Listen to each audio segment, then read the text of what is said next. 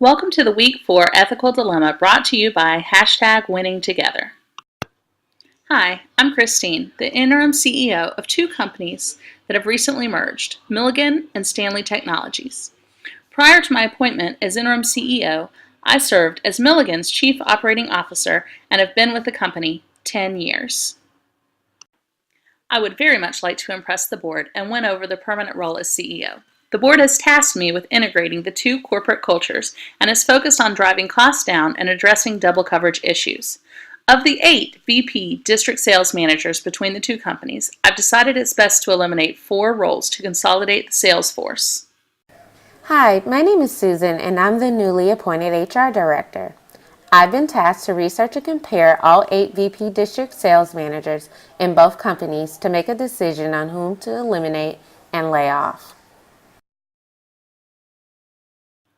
Hi Susan, I hear you've been burning the midnight oil trying to figure out how to blend our two company cultures together.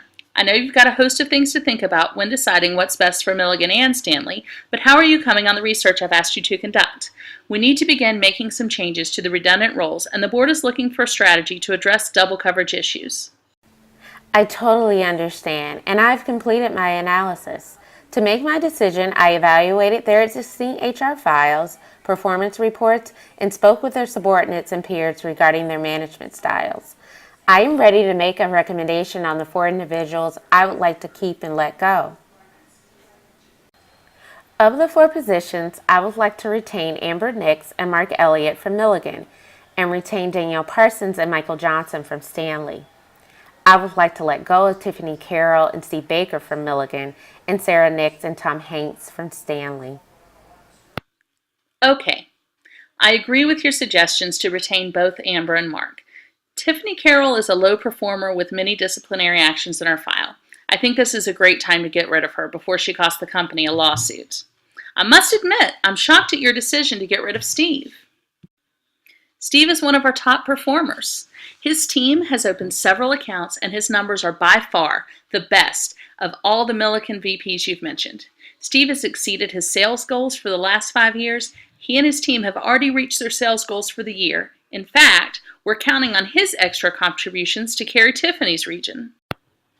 If we lose Steve now, we won't meet our sales projections.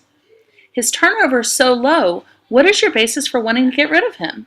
Well, Christine, Steve is not creating a healthy corporate culture. There are no formal complaints in his file, but I've spoken to each of his peers who have all witnessed his unethical practices in order to make his sales plans. Each also expressed that Steve passes on these tactics to his team, encouraging their use to close sales.